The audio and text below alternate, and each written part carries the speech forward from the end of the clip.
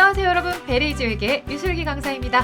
자, 여러분들 이번 시간은요, 우리 회계의 순환 과정이다 라고 해서 회계적 사건인 거래부터 시작해서 그 다음 단계 장부에 적는 분계 그리고 전기, 이러한 작업들에 대해 이야기를 좀 해보려고 합니다.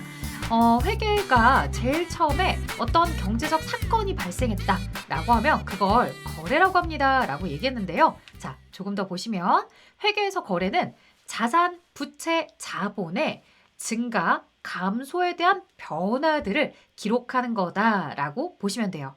자, 일상생활에서 여러분들이 거래라고 이야기하는 것과 회계에서 거래라고 얘기하는 것들이요, 대부분은 일치하는데 예외적으로 뭔가 일치하지 않는 경우들이 종종 있습니다. 자, 그런 경우들을 주의해서 생각해 주셔야 될 텐데요.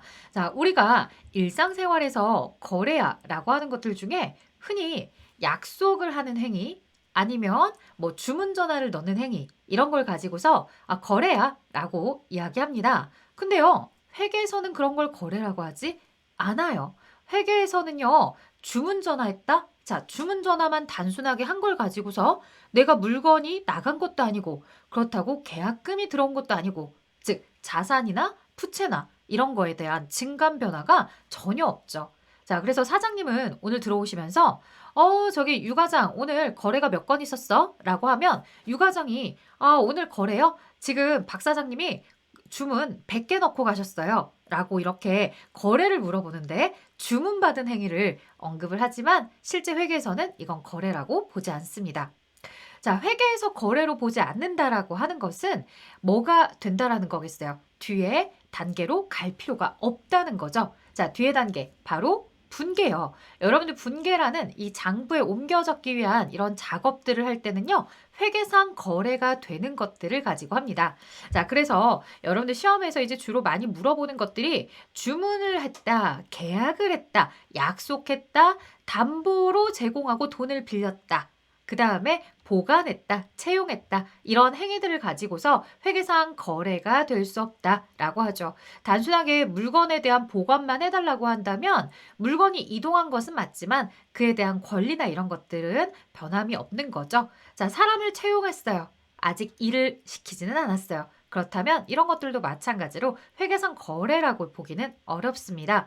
자, 주의하실 점은 사람을 채용한 것까지는 거래가 아니거든요. 근데 채용을 해서 이 사람이 출근을 시작해요. 출근을 해서 매일매일 업무를 수행합니다. 자, 그렇다면 이번 달에 그 친구에게 아직 돈이 나가진 않았지만 회사 입장에서는 채용 이후에 일을 시켰고 그에 대한 근로 용역을 우리가 대가를 보았으니까, 효과를 보았으니까 대가를 지불해야 되죠. 이런 경우가 생기면 회계상 거래가 될 수 있지만 단순하게 사람을 뽑아놓은 걸 가지고 회계상 거래라고 하진 않아요. 그 다음에 담보 제공에서 많이들 이제 브레이크가 걸려요. 담보? 대출 받아왔잖아. 돈이 있는데? 돈 들어왔는데? 라고 생각하시는데요. 자, 내가 물건에 대해서 예를 들어 건물이라고 합시다. 자, 건물을 담보로 맡겼어요. 자, 나 완전 부자죠? 10억짜리 건물이 있는데요. 이 건물 담보로 맡기고 대출 1억을 받아왔단 말이에요. 그럼 사람들은 그런 생각을 하죠. 대출 1억을 받아왔으니까 우리가 회계상 거래를 했어. 자, 맞아요. 이 일부분은 맞습니다. 어떤 부분? 1억 원을 대출받아온 거. 이 부분은 회계상 거래가 되죠. 하지만 여기서 말하고 싶었던 건 담보로 맡겨놓은 건물 얘기를 하고 싶었던 거예요. 자, 건물은 회계상 거래가 있다 없다? 없다. 담보로 맡기기 전에도 내 건물이었고요. 담보로 맡긴 다음에도 내 거였어요. 물론 나중에 내가 돈을 갚지 못해서 건물이 은행으로 넘어갈 수 있겠죠? 그럼 그때 거래라고 인식하는 거지. 단순하게 지금 돈을 빌렸을 때 뭐로 하진 않는다는 거예요. 거래로 보지는 않는다라는 거죠. 자, 빌린 돈에 대한 차입금에 대해서는 거래로 보겠지만 담보로 맡긴 건물은 거래와 상관이 없다더라. 자, 그 다음에 여러분들 또 하나. 우리가 항상 이렇게 회계를 배우다 보니까요, 나의 고정관념, 내가 늘상 생각했던 상식이라고 생각했던 것들이 회계에서 조금씩 이렇게 균열이 이루어지는데요. 바로 이런 거죠. 우리가 생각할 때 뭔가 회계상 거래야 라고 한다면 거래 상대방이 존재할 거라고 생각을 합니다. 즉, 거래 상대방이라고 하면 거래처 이렇게 생각할 수 있겠죠? 자, 거래처가 있어야 돼라고 생각하지만 실제로는 거래처가 없어도 회계상 거래가 될 수 있어요. 왜? 회계상 거래는 거래처가 있는 상태에서 그게 아니었죠. 자산이나 부채나 자본의 증가, 감소의 변화가 있으면 거래라고 하기로 했거든요. 자, 그래서 우리가 홍수다라고 하면 물림과 거래했다라고 하지는 않지만 어쨌든 홍수로 인해서 나의 건물이 침수가 되어서 가치가 떨어졌다. 그렇다면 자산의 감소가 발생하는 거기 때문에 그런 경우에도 뭐가 된다? 회계상 거래가 되는 거예요. 자, 이런 홍수나 화재 이런 것들은 우리가 회계에서 그러면 장부에 적을 때 뭐라고 쓰느냐라고 궁금하실 텐데요. 이런 경우는 재해를 통해서 회사가 손해봤다라고 해서 재해 손실 이렇게 주로 이야기를 하죠. 자, 반면 도난이나 분실 이런 것들도 마찬가지. 내가 뭐 도둑이랑 거래했다 이렇게 이야기하진 않지만 어쨌든 이것들로 인해서 내 재산에 손실이 나온다고 한다면 뭐 잡손실이나 아니면 적당한 계정이 있으면 그 계정에 맞춰서 처리를 해야 되겠죠. 자, 거래에 대해서 회계상 거래 예시들이 더 있습니다, 여러분들. 홍수나 화재, 즉, 뭐 태풍 같은 거 자연재해로 인해서 건물이 소실이 되다라고 하면은 대변의 건물, 그리고 차변의 재해 손실, 이런 식의 장부에 기록을 하게 되고요. 자, 신촌상점에 현금을 대여해 줬대요. 자, 돈이 나갔네요. 우리가 내 자산에 대해서 감소하거나 증감하게 되면 변화를 쓰시라고 했죠. 자, 현금이 사라지고 대여해줬다라고 한다면 대여금 이런 명칭을 쓰셔야 됩니다.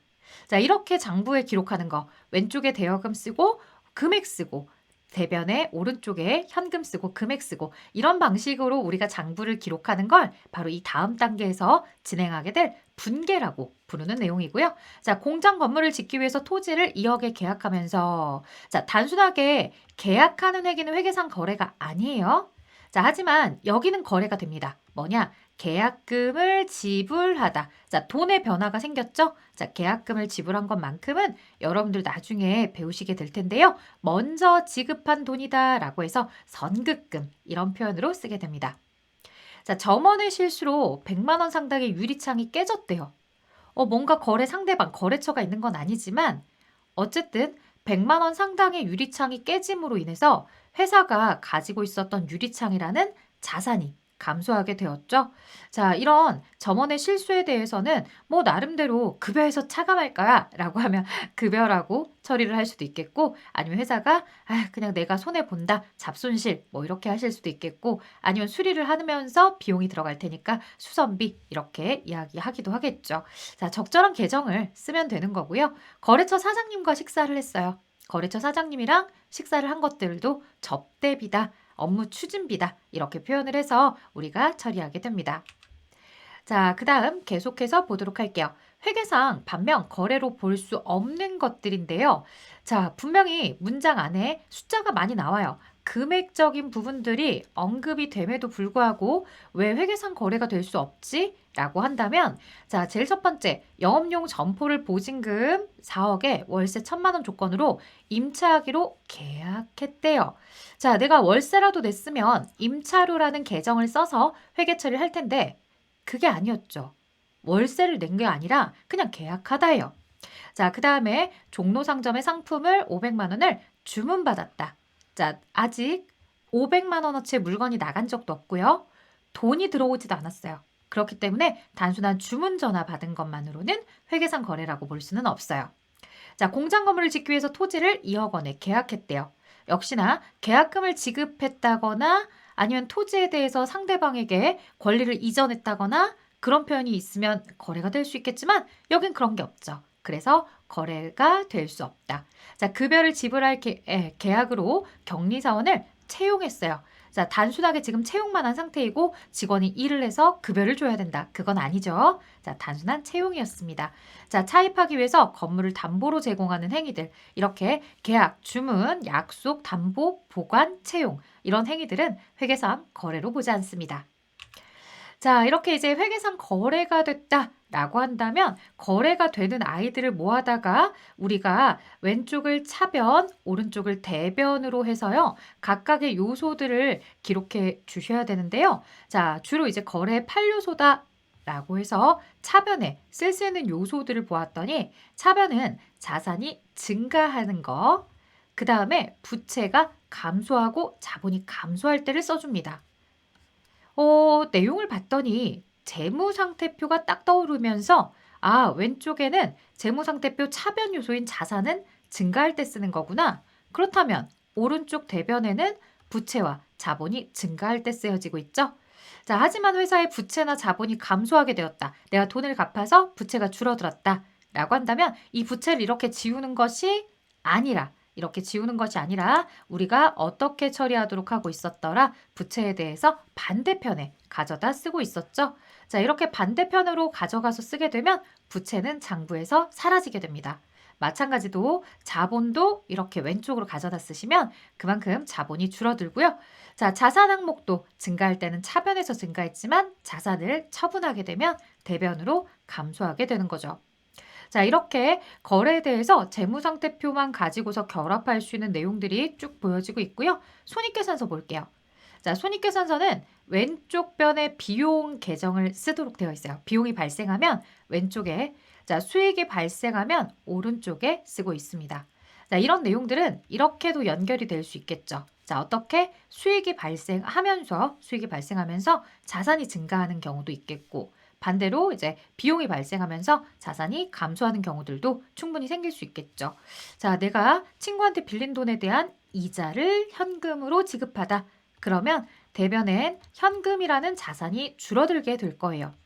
그리고 차변에는 그 줄어든 부분에 대해서 이자를 냈기 때문에 이자 비용입니다. 라고 하는 이런 비용 계정들이 차변에서 발생하고 있다. 라고 표현을 하는 거죠. 자, 그 다음에 우리 회사가 월세 받았다고 가정해 볼까요? 월세가 현금으로 들어왔어요. 그러면 차변엔 현금이라는 자산이 증가하면서 대변에 월세 받은 건 임대하고 나서 요금을 받았다라고 해서 임대료 이런 표현으로써 수익이 발생함을 알 수 있죠. 자, 이런 내용들 거래 8요소다라고 했지만 사실 10가지 요소로도 만들 수 있습니다. 뭐냐? 지금 우리가요. 비용이 발생하는 걸 차변에만 쓴다고 했지만 만약에 비용이 사라졌다. 즉 비용이 소멸됐다라고 하면 대변에 쓰기도 하고요. 수익이 소멸됐다라고 하면 차변에 쓰여지기도 합니다. 자, 하지만 이런 수익의 소멸이나 비용의 소멸들은 결산 때 잠깐 나타나는 거라서 굳이 이제 거래에 대한 요소로서 따로 쓰지 않고 일단 8요소 정도만. 자, 여러분들이 만약에 10가지로 기억하고 싶다 그러면 나머지 수익과 비용에 대한 소멸까지 같이 와주시면 됩니다. 자, 우리가 회계상 거래가 될 수 있는 결합관계다라고 해서 봤잖아요. 자, 결합관계이기 때문에요. 반드시 차변의 요소가 한 가지 이상은 와야 돼요. 자산의 증가가 오든 부채가 감소가 하든 한 가지는 와야 돼요. 마찬가지로 대변에도 이 대변의 요소들이 한 개 이상은 분계에 꼭 쓰여져야 돼요. 그래서 거래다라고 하면 이 거래를 분계했다 표현을 하게 되면 차변과 대변에 모두 다 내용이 하나 이상은 기록이 되어 있을 거예요. 자, 이런 거래들에 대해서 이제 결합관계가 자산과 함께 자산이 증가하는 거래도 있지만 왼쪽 차변에 대변에 자산이 감소하는 거래도 있죠. 예를 들어서 영업용 컴퓨터를 구입하고 대금을 현금으로 지급하다 그러면 대변에 현금이라는 자산이 줄어들면서 차변에는 영업용 컴퓨터, 자, 이걸 회계에서는 비품이라고 부르거든요. 이런 비품이라는 자산이 증가하기도 하죠. 자, 그 다음에 이런 결합관계도 있어요. 뭐냐? 부채가 증가하는 거죠. 현금을 받았어요. 그래서 차변에 현금이라는 자산이 증가하면서 은행으로부터 차입하다라고 했을 때 부채가 증가하죠. 자, 자본의 증가. 주주들이 출자한 거예요. 주주가 야, 나 너네 회사의 주인이 되고 싶어 라고 해서 돈을 가지고 오고 회사는 주주에게 자본, 주식을 주는 거죠. 자, 수익의 발생, 방금 보셨던 것처럼 내가 건물주예요. 내 꿈은 뭐예요? 라고 하면 많은 분들이 저 건물주가 꿈이에요. 라고 해요. 월세 받으면서 살고 싶어요. 제가 잠을 자도 돈이 벌렸으면 좋겠어요. 통장 잔고가 증가했으면 좋겠어요.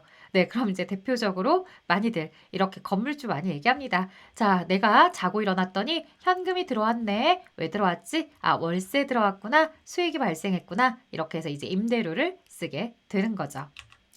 자, 계속해서 이제 내용을 조금 더 정리하면 회계는 이런 개념들이 있습니다. 거래, 이중성. 그런 내용이 뭔가 했더니요. 앞서 우리가 분계라는 걸 거래를 가지고서 왼쪽, 오른쪽에서 거래 8요소도 보았지만요. 항상 차변의 요소가 있다면 반드시 대변이 같이 쌍을 이룹니다. 그래서 차변만 나와 있는 거래 없고요. 대변만 나와 있는 거래 없어요. 거래는 지금 보시는 것처럼 거래 이중성이다 라고 해서요. 모든 거래는 차변과 대변이 다 각각 하나 이상씩은 오게 되죠. 자, 또 하나. 이 거래를 우리가 장부에 기록할 때 주의하실 점이 있는데요. 바로 그건 금액입니다. 왼쪽 차변에 입력하게 되는 혹은 차변에 기록하게 되는 금액의 합계와 대변 쪽에 입력하게 되는 혹은 대변 쪽에 기록하는 금액의 합계는 당연히 꼭 반드시 일치해야 돼요. 그래서 대변과 차변에 대한 금액의 평균이 반드시 지켜져야 된다라고 해서 대차평균의 원리라는 이런 규칙들도 있습니다. 이런 거래 이중성이나 대차평균의 원리라는 이런 내용을 가지고서 우리가 이런 규칙을 지키면서 거래를 장부에 옮겨 적는 거죠.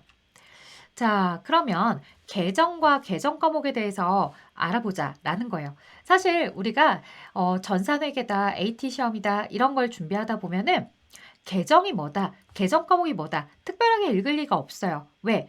그냥 너무나 당연스럽게 나오는 것들이라서. 그래서 이렇게 기초회계 원리에서 계정이 이런 걸 계정이라고 해요. 라고 알려드리고 싶었어요. 자, 여러분들이 앞으로 보시게 되는 요소들은 자산의 요소, 그 다음에 부채 요소, 자본 요소, 그리고 수익과 비용의 요소들을 만나게 될 겁니다. 이런 요소들, 자산 계정이다, 부채 계정이다, 자본 계정이다. 이렇게 이야기를 할 수 있겠죠. 이렇게 구체적인 항목을 세워서 뭐 기록 계산하는 단위를 계정이라 합니다. 라고 하는데 사실 뭐 자산 계정이 뭔지 고르세요. 그러면 자산의 계정 과목들을 골라달란 얘기겠죠. 부채 계정을 고르세요. 그러면 부채에 대한 종류들 고르는 거겠죠. 자, 이런 계정과 관련해서 자산, 부채, 자본, 수익, 비용 이런 계정을 구분하는 것도 매우 중요하지만 계정 과목이다 라고 해서 명칭을 기억하는 것도 굉장히 중요한 시험들이 있습니다. 실제로 전산회계나 전산시험들은요. 그런 사건들이 있을 때 어떤 명칭을 써야 되는지 이런 계정 과목이 굉장히 중요하죠. 여러분들 현금이라는 계정이 있는데요. 여러분들에게 현금이 뭐예요? 라고 하면 많은 분들은 동전이나 지폐를 이야기합니다. 자, 맞아요. 동전, 지폐, 현금 맞죠? 그리고 뭐도 이야기할 수 있어요. 자기압 수표다라고 해서 우리가 뭐 우리은행 앞으로, 신한은행 앞으로 이렇게 수표를 발행한 걸 자기압 수표라고 하는데요. 자, 읽을 때는 자기압 수표로 얘기했죠. 읽을 때는. 하지만 쓸 때는 뭘로 쓴다는 거예요? 현금. 이렇게 명칭을 현금이라는 고유명사로 바꿔서 부르자고 약속한 거죠. 자, 그런 걸 가지고 모두 다 계정 과목이라고 해요. 그래서 현금 계정도 있지만 보시는 것처럼 상품 계정도 있습니다. 자, 그 외에도 꽤 여러 가지의 계정들이 기다리고 있는 거죠. 여러분들의 학습은 이 계정이 자산인지 부채인지 자본인지 수익인지 비용인지 이걸 구분해 가면서 뭐라고 부르는 게 좋을지를 배워가는 하나의 과정이라고 보시면 됩니다. 여러분들이 영어를 하시다 보면 이건 명사야, 이건 동사야, 이건 형용사야, 이건 부사야 이렇게 구분을 지으시잖아요. 마찬가지 내가 배우는 현금, 상품 이런 걸 보면서 얘들은 자산이야. 차입금 보면서 얘는 부채야. 임대료 이런 거 보면서 얘는 수익이야. 이렇게 구분을 지어주는 것들이 전산 회계든 아니면 회계에 대해서 ERP든 처음 배우는 그런 시험 문제들은 자주 물어보는 내용입니다. 자, 계정에 대한 분류다라고 해서 재무상태표에 들어가는 자산, 부채, 자본의 계정이 있겠고요. 손익계산서 쪽에 수익, 비용 계정이 있습니다. 자, 자산에 대한 계정 과목에 대해 예시들이 많이 나와 있어요. 뭐 현금, 그 다음 이제 당조예금, 보통예금, 단기매매증권, 단기대여금, 단기금융상품 이런 것들 회사가 소유하게 되는 것들에 대해서 우리가 자산이다, 내 거다 이렇게들 많이 얘기하죠. 이런 현금, 당조예금, 보통예금 이런 종류들을 여러분들은 앞으로 어떤 시험을 보시든 이 현금이 무엇이 되는지 하나하나씩 알아가시는 과정을 거치게 될 거예요. 자, 외상으로 매출했어요. 외상으로 매출하고서 회사가 돈을 받아야 될 권리가 생기는 거예요. 그래서 우리는 자산이다라고 할 때 단순하게 내가 소유하고 있는 물건에 대해서만 자산으로 하지 않고요. 내가 돈을 받아야 될 권리들에 대해서도 자산으로 한다는 거. 자, 그리고 외상 매출금도 있지만 받으러움이라는 것도 있어요. 즉, 거래처로부터 내가 그냥 외상한 게 아니라 약속 어음이라는 걸 받아 놓을 수가 있어요. 나중에 받을 돈이다. 아직 받지 못한 미수금, 먼저 지급한 계약금, 회사의 상품, 원재료, 투자하려고 가지고 있는 건물, 토지 건물, 투자 부동산 이런 계정들이 쭉 나열이 되고 있네요. 자, 그 외에도 눈에 보이는 토지, 건물, 차량 한방구, 비품, 그리고 마지막 기계장치까지 이런 것들은 이제 눈에 보이는 유형 자산이다 이렇게 표현을 하고요. 개발비나 특허권 이런 것들은 눈에 보이지 않는 무형 자산이다 라고 이야기합니다. 자, 마지막 임차 보증금은 여러분들 내가요 세입자예요. 그래서 보증금 1억에 월세 100만 원짜리 건물에 들어가면 보증금 1억이 바로 임차 보증금이다. 이렇게 부르는 거고 얘는 이제 기타 비유동 자산으로 들어가는 항목이죠. 자, 이제 부채로 들어가 볼까요? 부채에도 외상 매입금이다 라고 해서 나와 있네요, 여러분들. 자, 외상 매입금, 지급어음, 물건, 상품이나 이런 것들, 원재료나 이런 것들을 외상으로 매입했을 때 자, 이런 상품이나 원재료를 외상으로 매입하면서 그래도 확실하게 해두자 라고 하면서 어음을 발행하는 거, 발행이라는 표현을 써요. 그래서 어음을 거래처에 전달해 주는 걸 발행한다라고 하고 여기 보시는 것처럼 지급어음이다. 이렇게 나중에 돈을 지급할게요 라고 하는 약속에 대한 의무, 돈이 나가게 될 의무에 대한 내용인 거죠. 자, 그 다음 내가 아직 지급을 안 해서 나갈 돈이다. 혹은 받았는데 내년도 내가 계약금을 먼저 받았다. 자, 여러분들 계약금을 받는 것도요. 물건을 보내지 않았기 때문에 마찬가지로 내가 나중에 물건을 보낼 의무가 있는 돈 혹은 물건을 못 보내면 돌려줄 의무가 있는 돈으로 보는 거죠. 자, 그 다음에 누군가에게 돈을 빌린다거나 자, 그 다음 예수금이라는 계정이 있는데요. 직원들에게 월급 줄 때 내가 주겠다고 근로계약서에 작성한 거랑 그 다음 실수령으로 지급하는 거랑 다르다. 왜 실수령액이 더 작지? 내가 내야 되는 소득세나 지방소득세, 각종 연금들에 대해서 이렇게 원천징수하는 거죠. 자, 그 다음 장기 차입금이다 라고 해서 기간을 1년 이상 기간 동안 빌리는 거. 그래서 1년을 기준으로 회계는 단기, 장기 이렇게 많이 구분 짓고요. 자, 회사가 거대한 자금을 빌리고 싶을 때 발행하는 사채, 그 다음 이제 퇴직금과 관련된 퇴직금의 충당부채 이런 요소들이 모두 다 부채로 들어가는 겁니다. 자, 한번 확인해 볼까요, 여러분들? 현금은 뭐였더라? 우리 현금이다 라고 하면 현금은 자산이었죠? 자, 그래서 여기에다가 자산. 자, 외상매입금은 내가 갚아야 될 의무, 부채. 자, 받으러움은 내가 받을 권리. 내가 받을 권리는 자산이 됩니다. 자, 미지급금은 나중에 돈 줄게 라고 하는 나중에 돈 나갈 의무, 부채. 자, 대여금은 빌려주고 받아야 될 권리가 있는 내 돈. 반대로 빌린 돈은 갚아야 될 의무가 있는 부채. 1년 이내면 단기 차입금이지만 1년이 넘어가면 장기 차입금 부채. 자, 퇴직금도 직원들한테 지급해야 될 의무가 있는 돈이죠. 부채입니다. 자, 그 외에 외상 매출금, 내가 받을 권리, 나의 권리, 자산의 자본금은 자본이다. 이렇게 보시면 되는 거죠. 자, 여러분 어때요? 사실 뭐 조금 빨라요 라고 생각하실 수도 있지만 그래도 앞에 있던 내용들 다시 한번 돌려서 보시면 그래 이런 건 자산에서 보았지 이런 건 부채에서 보았어 라고 다시 또 대답해 주실 수 있을 것 같아요. 자, 수익 계정으로 들어가 볼게요. 수익은 여러분들 우리 회계에서 크게 두 가지로 나눠요. 하나는 영업 관련 수익, 상품 매출, 또 하나는 영업이랑 관련이 없는 영업 외의 수익 계정들이 있습니다. 자, 우리는 이자 수익이다라고 하면요. 돈 빌려주고서 이자를 받는 거죠. 수입 임대료다라고 하면은 내가 건물주이기도 하는데 이 경우는요, 여러분들 그냥 임대료랑 다른 게 뭐냐면 나는 아예 임대사업자인 거예요.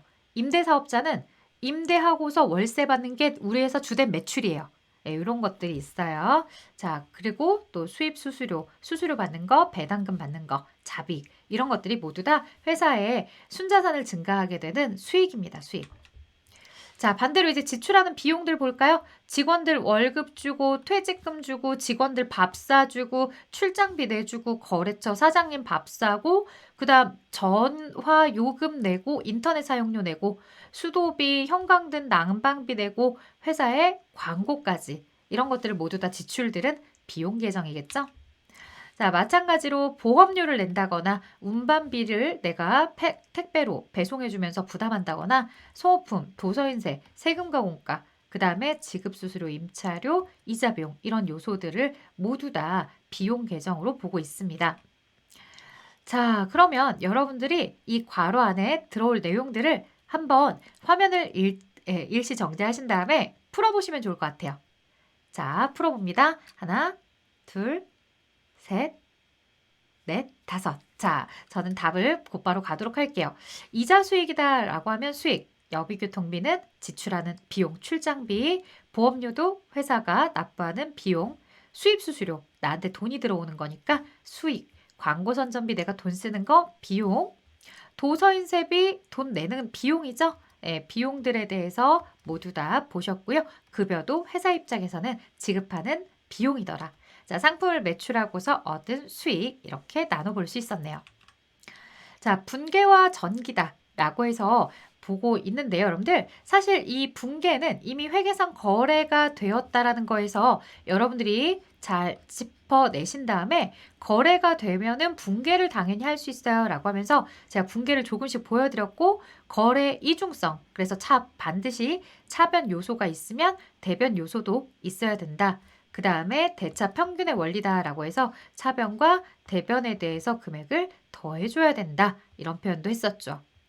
자, 어느 계정에 기입할 건지 그 과목을 정하고 그 계정의 어느 변에 기입할까, 기입할 금액이 뭘까, 이런 것들. 자, 우리가 계정 과목 명칭을 뭘로 쓸지, 차변에 쓸지, 대변에 쓸지, 금액은 얼마나 쓸지 이런 걸 고민하는 걸 분계라고 한다는 거죠.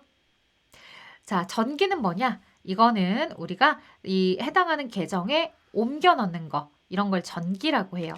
자, 이런 내용은 사실 예시로 보는 게 훨씬 더 좋죠, 여러분들. 예를 들어서 4월 5일 날 건물을 30억에 구입했어요. 대금은 현금으로 지급했어요.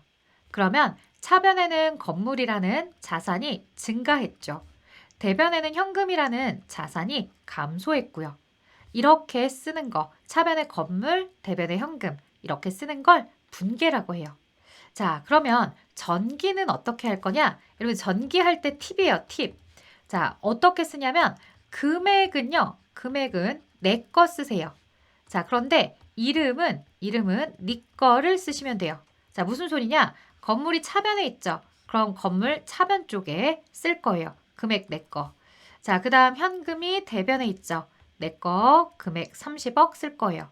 자, 그리고 이름은 네 거 쓰래요. 그러면 건물 쪽에 건물에 대한 금액을 가져다 놓긴 했지만 이름은 누구 써야 된다? 반대편 현금. 자, 마찬가지로 대변의 현금 자리에다가 30을 썼죠. 하지만 이 돈은 어디에다 써라? 건물 30억에 써라 라고 이야기를 하는 거죠. 그래서 건물이라고 이렇게 표시를 해줍니다. 이게 바로 전기예요. 자, 어떻게 했다고요? 금액은 내 거 고스란히 가져다 썼지만 이름은 상대방 거, 건물 자리에는 반대편에 현금, 현금 자리에는 반대편에 건물을 주면서 아, 건물이 30이 증가했구나. 아, 현금이 30이 줄어들었구나. 이렇게도 볼 수 있죠. 건물이라는 자산이 증가하고 감소하고 현금이라는 자산이 증가하고 감소하는 부분에 대해서 이렇게 볼 수도 있겠죠. 자, 이런 분계와 전기에 대해서 여러분들께 보여드렸습니다. 그런데 여러분들 이런 분계를 진행하는 데 앞서서 그냥 차변에 건물이라는 자산이 증가했어. 대변의 현금이라는 자산이 줄어들었어.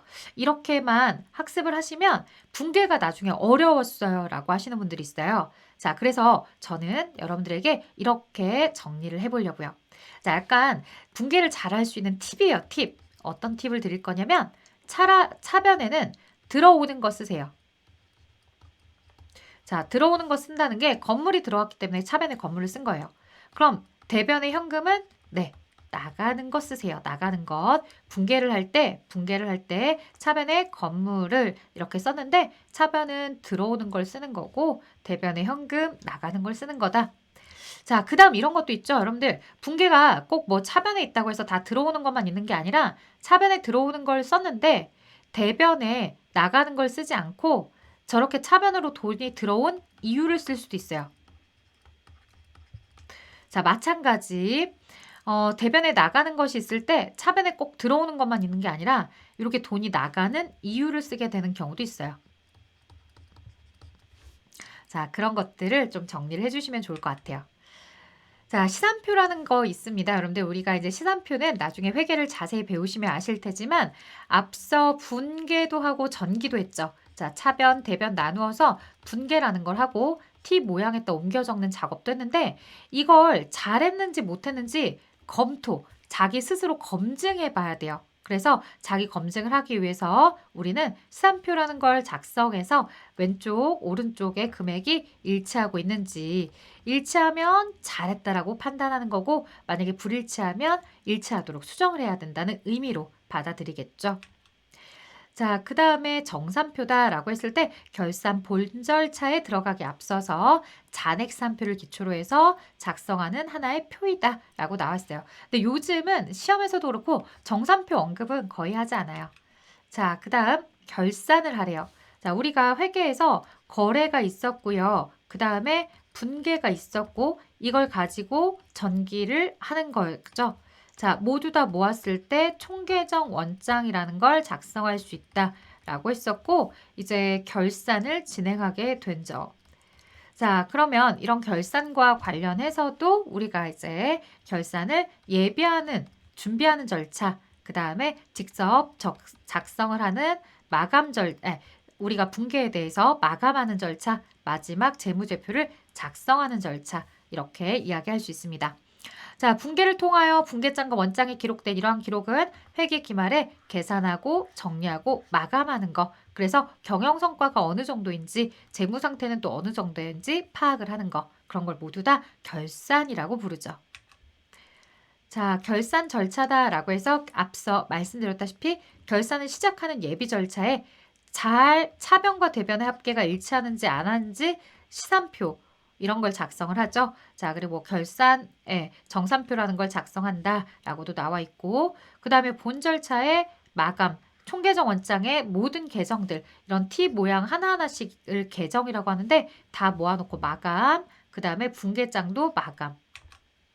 자, 결산의 작성 절차다라고 했을 때 손익계산서를 작성하고 재무상태표를 작성하는 것까지 이런 절차들이 결산의 절차이죠. 자, 결산을 하게 되면 총계정 원장은 우리가 나중에 수익 비용 계정을 마감하게 되는데요. 자, 수익이었던 상품 매출은 대변에 생겼는데 마감을 하게 되면 차변으로 이렇게 오면서 대변에 손익 이런 식으로 마감을 하는 겁니다. 자, 그래서 상품 매출에 대해서 대변에 발생했던 걸 손익으로 대체를 해주고 있는 거고요. 자, 비용에 대해서도 마찬가지. 차변에 있었던 비용 계정을 대변으로 정리해주면서 차변에 손익 이렇게 마감을 하죠. T 계정으로 보게 되면 급여는 차변의 발생액을 쓴다. 자, 결산에 대해서는 이제 앞에서 보셨던 수익에 대한 계정과 비용에 대한 계정을 마감해 주는 거. 집합해 수익 집합, 그 다음에 비용들 모두 다 집합해서 집합 손익에다가 작성을 한 다음에 마지막에 이제 우리가 작성을 합니다. 자, 수익비용 계정을 마감이다. 네, 대변의 총수익에 대한 마감, 그 다음에 차변의 총비용의 차액, 나머지를 뭐라고 하자? 당기순이익. 그래서 여러분들 보시다시피요. 수익이 100이었고 비용이 80이라고 할 때 20의 당기순이익을 어떻게 할 거냐라고 해서 당기순이익을 자본 쪽에다가 넣는 방법. 그래서 손익의 대변의 자본 이렇게도 표현을 하겠죠. 자, 그 다음에 자산, 부채, 자본도 마감을 해야 되는데요. 수익과 비용은 손익으로 마감해서 집합손익 이렇게 흘러가잖아요. 근데 자산, 부채, 자본은 사라지는 게 아니라 다음 게 오늘 남은 현금은 내일 다시 또 가지고 시작해야 되니까 차기 2월로 마감을 합니다. 자, 이처럼 자산의 요소들, 그 다음에 부채 요소들, 자본의 요소들이 있는데요. 자산 차변에 100이었다가 대변에 80이다라고 하면 20을 다음 연도에 이렇게 기초로 이월시키고요.